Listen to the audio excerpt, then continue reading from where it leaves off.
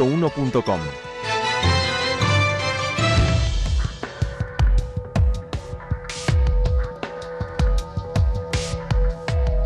Es necesario terminar con esta vergüenza que significa, en pleno siglo XXI, un enclave colonial. Yo quiero pedir, una vez más, la colaboración, como siempre lo ha hecho este honorable cuerpo, para instar, una vez más, al Reino Unido a que acceda a cumplir con las normativas del derecho internacional y esencialmente a dar testimonio de que en serio se quiere construir un mundo y una ciudadanía diferentes. A la República Islámica del Irán que accediera a la extradición de funcionarios de ese país que la justicia argentina reclamaba para poder investigar acabadamente y deslindar responsabilidades en materia de este grave atentado. Humildemente, como presidenta de la República Argentina, voy a volver a reiterar una vez más ese pedido de lograr que los funcionarios a los cuales la justicia argentina les asigna responsabilidades puedan ser extraditados, no para ser condenados, sino para ser juzgados.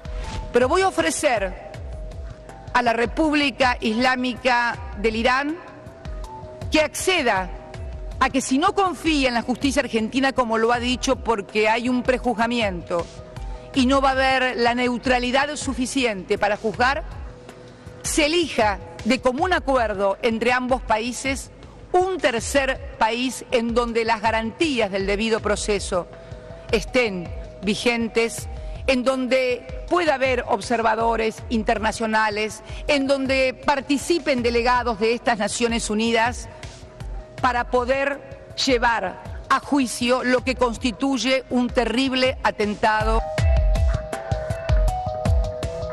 La República Argentina parecía ser una oveja negra, alguien díscolo y descarriado que había incurrido en el default por una conducta de incumplidores seriales. En realidad, habíamos sido víctimas de lo que yo denomino ser conejillo de indias de las experiencias de los años 90 de las políticas neoliberales. Argentina no pretende erigirse en modelo ni ejemplo de nadie, pero sí volver a ratificar la necesidad de formular claras reglas en materia de transferencias de capitales, en materia de especulación financiera. No nos pone contentos el haber acertado pedir durante tanto tiempo la modificación, la reformulación de los organismos multilaterales de créditos. Al contrario,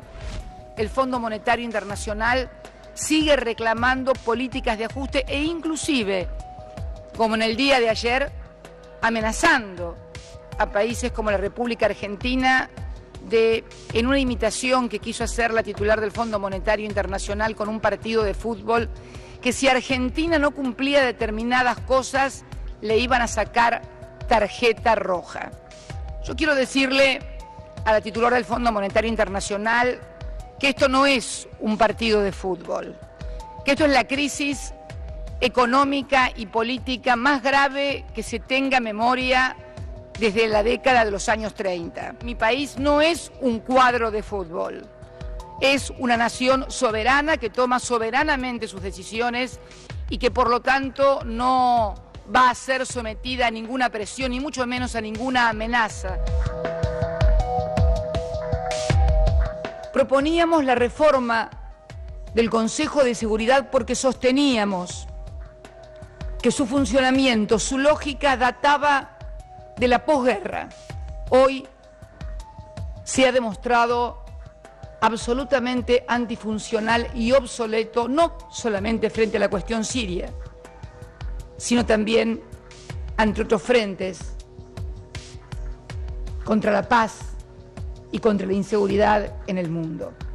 Cuando se trata de la gestión de resolución de conflictos, si una de las partes que está en el conflicto o que tiene intereses en el conflicto tiene el derecho a veto, este derecho a veto se convierte necesariamente en un obstáculo para la resolución del conflicto. Argentina, con la complicidad del sistema judicial de este país, está siendo acosada por estos fondos buitres. ¿Quiénes son estos fondos buitres? El 1% de los que no entraron a la reestructuración que hicimos en el 2005 y hoy están obstruyendo el cobro de quienes confiaron en la Argentina de ese 92,4%. Y por eso yo celebro que esta Asamblea haya tomado el toro por las astas, hayamos podido arribar a ese marco regulatorio de reestructuración de deudas soberanas para que a ningún otro país le pase lo que hoy le está pasando a la Argentina. Un país que tiene capacidad de pago, voluntad de pago y que va a pagar su deuda pese al acoso de estos fondos buitres.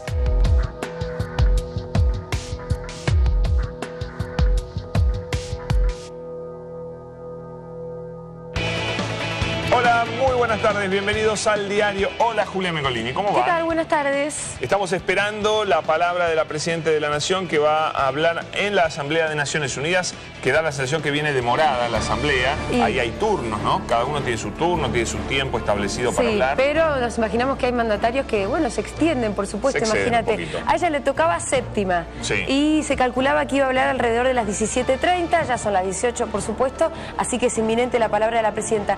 De cualquier modo, veíamos un recorrido ahí de los discursos de Cristina como presidenta en los últimos años, temas que son recurrentes, ¿no? Malvinas, la cuestión de la AMIA, la crisis financiera mundial, claro, el accionar de los fondos especulativos, de los organismos de crédito internacionales y demás, temas que, bueno, que siempre la preocuparon y que seguramente volverá a repetir en este discurso que va a ser su último discurso como presidenta de la Nación. Así es, la verdad es que da la sensación que no van a haber tópicos muy diferentes a los que sobre los cuales vino hablando. Y porque son las problemáticas que se siguen repitiendo, que no se han resuelto, que siguen siendo temas de preocupación. Jorge García, buenas tardes, ¿cómo le va? Hola, buenas tardes, ¿cómo están? Bueno, a ver, tenemos una imagen que es una imagen, claro, de archivo de la última vez que la Presidenta habló el año pasado, Naciones Unidas, ya se está esperando. Quedan 3 jefes de Estado por hablar. Algunos de los temas que han estado presentes... ¿Todavía faltan 3, Jorge? Sí, faltan 3. Está atrasadísimo. Está terminando Zuma, que es el presidente de Sudáfrica. Después tiene que hablar Al-Sisi, que es de Egipto. Le sigue Sumaruba, que es de Suiza. Después viene Mugabe de Zimbabue y va a estar Cristina Kirchner. Así que un rato, por lo general, como bien decía Julia, hay un tiempo estipulado. Ha pasado algo, me parece que comenzó tarde, hubo por lo menos 2 o 3 intervenciones que por lo menos se han sobrepasado. Fue el caso del presidente de Francia, François Hollande, el caso del presidente Xi Jinping de China. Algunos se han extendido un poco y en todo eso lo que ha significado que se haya demorado lo que se entiende en Naciones Unidas como el turno tarde. 7 minutos más o menos. No, mira, por protocolo le sugieren, hay una sugerencia de entre 15 y 20 minutos, pero son jefes de Estado en donde cada uno va y aprovecha. Estamos hablando del contexto que es Naciones Unidas, donde cada uno va a dar su mirada de su país en materia de política exterior, seguramente regional, pero también de lo que piensa o la mirada a nivel mundo. Entonces cada uno va estructurando su discurso. Nosotros vamos viendo algunas de las cosas que ha mencionado Cristina Kirchner a lo largo de los 7 discursos que ha tenido en Naciones Unidas. Ella ha hablado en otras oportunidades en Naciones Unidas,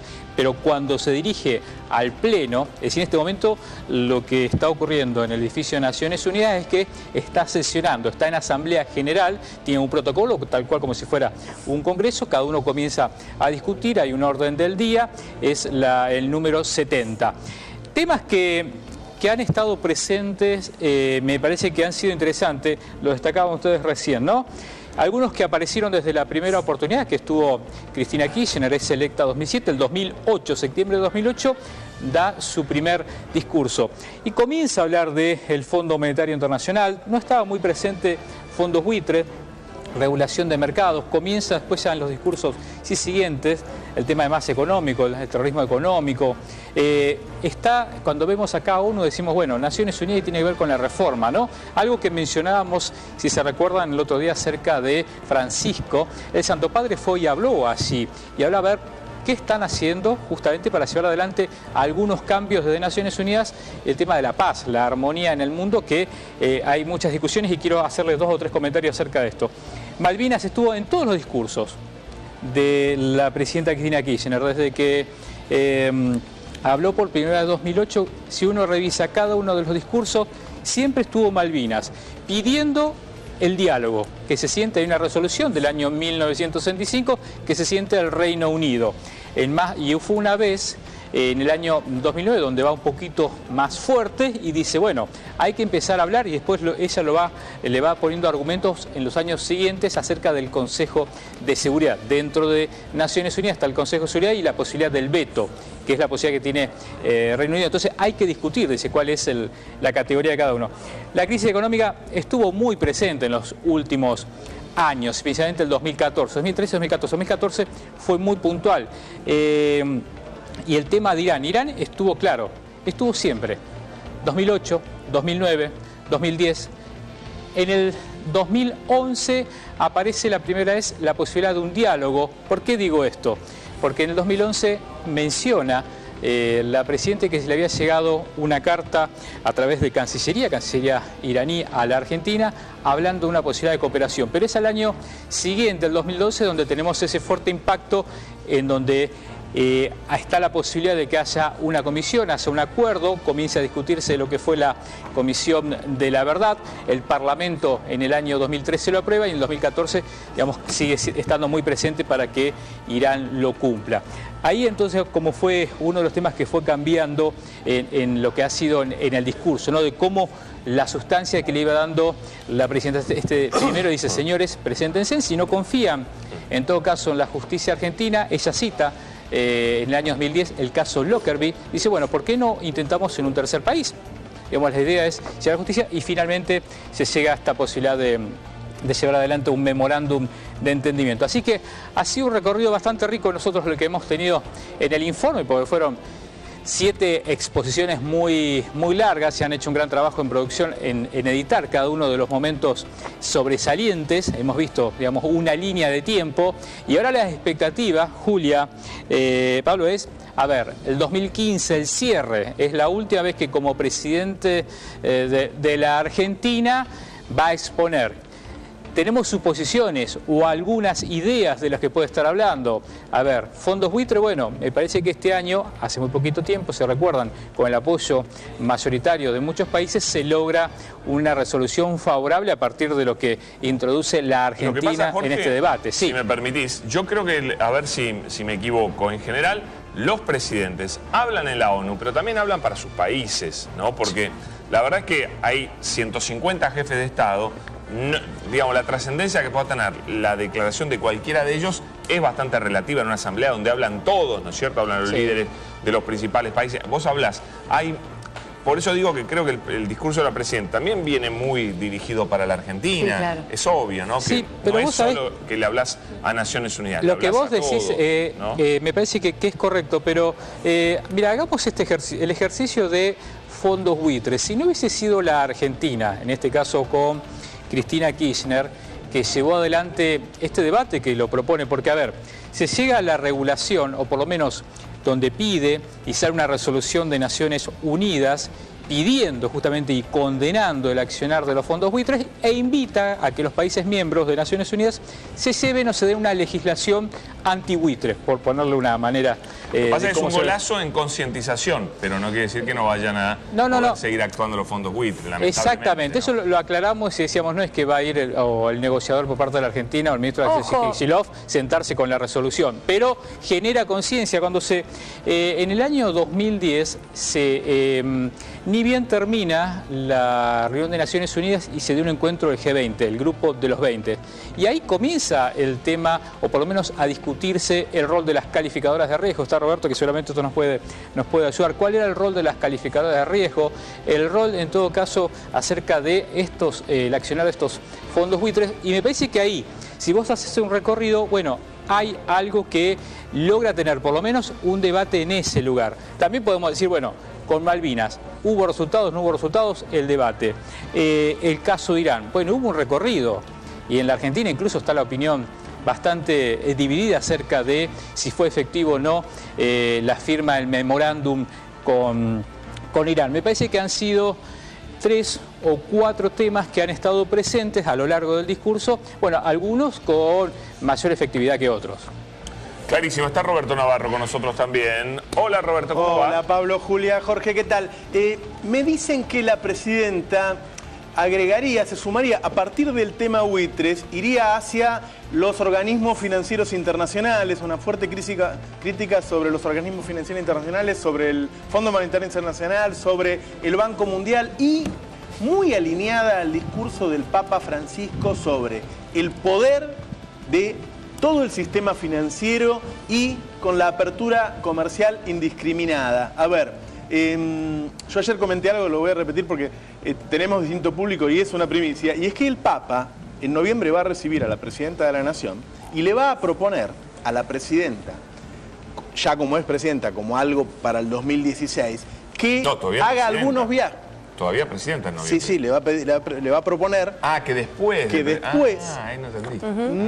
sea como una especie de embajadora del Vaticano a Cristina Fernández, a Lula da Silva y a Pepe Mujica, que tienen ideas similares a las del Papa Francisco, que piensan que el poder del sistema financiero ha crecido demasiado, que la concentración económica es peligrosa para el mundo, que la apertura comercial destruye empleos, para difundir ese discurso. Que son aparte líderes latinoamericanos. Absolutamente. Eso lo comparten con esto tiene un montón de Francisco. implicancias porque entonces tendrías una Cristina viajando por el mundo y no como se dice acá en Argentina haciéndole sombra a Daniel Scioli, pero además tiene que ver con lo que está pensando el Papa hoy. Yo tengo ahí alguna duda de que el Papa se exprese con respecto a políticas muy claras. Él habla de los excesos del capitalismo, de los excesos del poder financiero, pero no llega a... no te va a decir cómo hay que emitir un bono. Es una cuestión cultural. Por eso, pero vos dijiste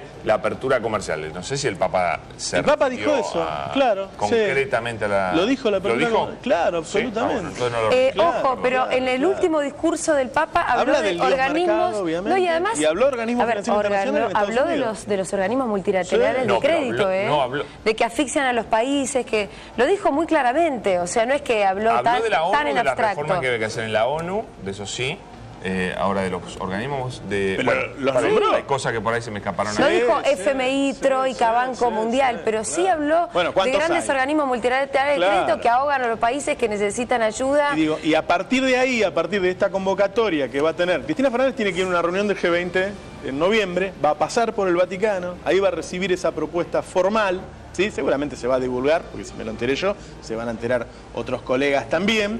Y en este discurso va a sumar algunos de los tópicos que viene difundiendo el Papa Francisco por el mundo, que tienen que ver con eso, con el poder del sistema financiero, que se acentuó aún más a partir del 2008 con la caída del Lehman Brothers, con el Dios mercado. Sí, con el Dios mercado se refiere a eso, obviamente, a que no manden los mercados en donde el más grande se come al más chico, sino que el Estado trate de incluir y de no excluir.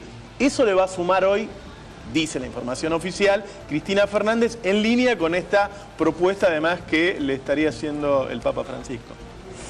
Bueno, el Papa se mete en la economía mundial. Pero ¿y por qué está mal? Pero imagínate, el sistema económico mundial es el que genera pobreza, y la pobreza es el problema. Al Papa le corresponde hablar de valores, después entrar en la discusión de los... Bueno, el Papa está siendo muy criticado y vos estás sumando esa voz a los que lo critican, justamente por meterse en la tierra, porque no está en el cielo, está en la tierra, y defender a los indefensos. Porque aparte los pobres no se generan por magia, se generan por el sistema económico mundial. Nadie dice que el Papa no pueda hablar de los pobres crisis de los refugiados y todo eso, y yo apoyo totalmente todo lo que ha dicho.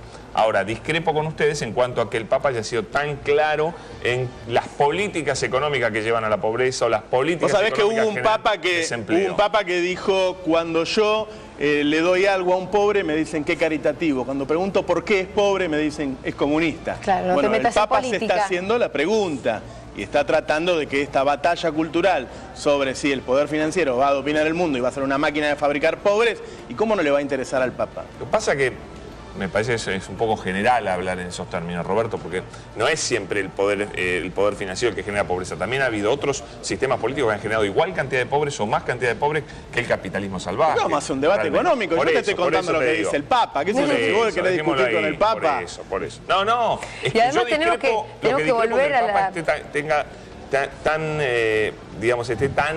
tenga tan claro cuáles son las medidas económicas que hay que tomar y quiera imponerlas. ¿Por qué medidas?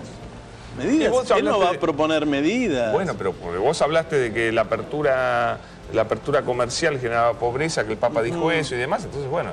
no sé si la apertura comercial, pero sí el accionar especulativo financiero, claramente. Bueno, pero eso lo rechaza todo el mundo, el exceso. Pero bueno, no importa. Dejémoslo ahí. Más crítico, se suma un nuevo crítico al Papa Francisco, a lo que Roberto dice que dijo el Papa, que es distinto. A lo que Roberto interpretó del Papa. ¿Vos lo escuchaste hablar de los organismos financieros internacionales? Sí, pero con esos términos. Ahora lo voy a buscar, solo para discutir la duda. Lo dijimos acá, mira, lo citamos. Yo lo busqué y dije, mira, acá cuando habla de... No podemos sino pensar en la troika, en el Banco Mundial y Grecia, disculpame, en el FMI y en Argentina. Está el tape, búsquenlo porque lo pasé anoche al Papa diciéndolo. A ver, una cosa es que el Papa diga los abusos que puede haber y demás, y otra cosa es que diga... quédate tranquilo que no está en contra del capitalismo. Por eso.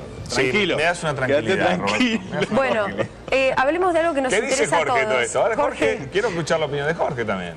No, a ver, es interesante, es un lindo debate. A ver si puedo colaborar y sumar un poco lo que estuve siguiendo, algunos de los discursos que obviamente son muy ricos. A ver, un detalle con esto de que a ver qué dijo el Papa o los alcances.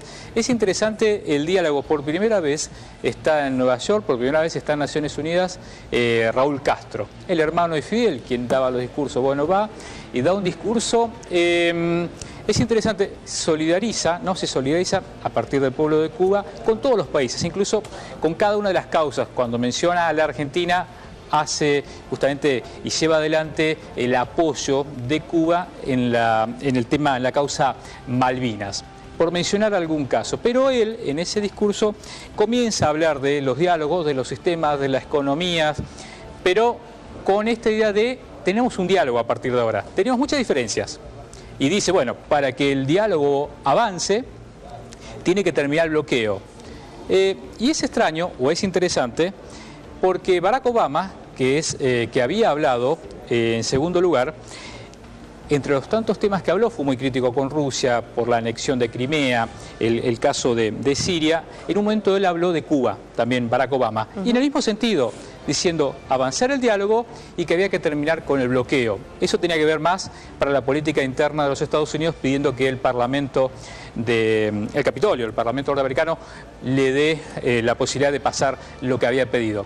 En esto de que se está dando, ¿no? Es un momento bastante, me parece, histórico, la participación de Francisco en todos estos días en Cuba y en los Estados Unidos, y en esta participación de diferentes jefes de Estados en Naciones Unidas.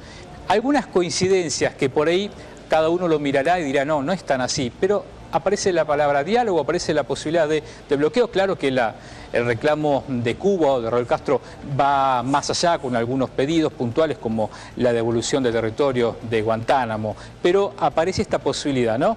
Y lo otro, que si bien hay diferencias que se está hablando hoy en el mundo, es la posición de China y la posición de Rusia. China, a partir de su presidente Xi Jinping, que está de visita oficial en los Estados Unidos, hablando, por lo menos intentando acercarse a lo mismo que viene pidiendo Barack Obama, que es el cambio climático, ¿no? El discurso fue más por ese lado, de qué manera ir con el tema del cambio climático. Y ahora cuando habla Putin, el presidente de Rusia, cómo actuar frente al caso de Siria, hablando de una coalición internacional, lo mismo o bastante parecido lo que dice Barack Obama en esta situación. Entonces hay algunos temas en donde hay consenso. Tal vez el más duro ha sido el presidente de Francia, François Hollande. Recordemos que en las últimas horas se conocían las informaciones de que hubo un ataque aéreo de las fuerzas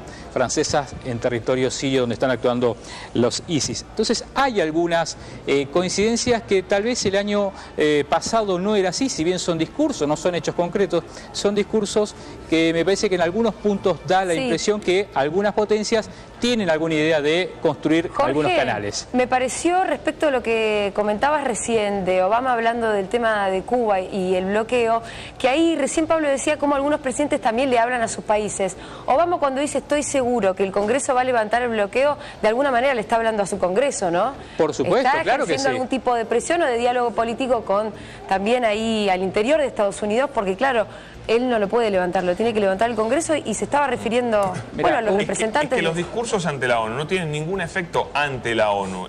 Lo que tiene efecto en la ONU es el trabajo diplomático, por ejemplo, el que hizo muy bien la República Argentina para sacar el tema fondos buitre. Es un trabajo muy largo si vos querés conseguir algo en la ONU. Es un trabajo de hormiga, ir persona por persona, representante por representante. En algún lugar termina siendo un lobby, ¿no? O sea, lo que hace Obama sobre su parlamento. El hecho de que haya ido el Papa después del acuerdo a Estados Unidos también es una presión. Digo, si hay un tipo llorando al lado del Papa, después no puede votar en contra. Digo, hay toda una presión sobre el Parlamento norteamericano que en otras circunstancias, digo, todavía no lo votó, pero aparentemente hay mayoría para votarlo. En otras circunstancias eso no ocurría, ¿eh? No, y además hay que destacar la presencia de un Castro dando un discurso en ese escenario, Jorge. Bueno, perdón Jorge, pero vamos a interrumpir un minuto porque...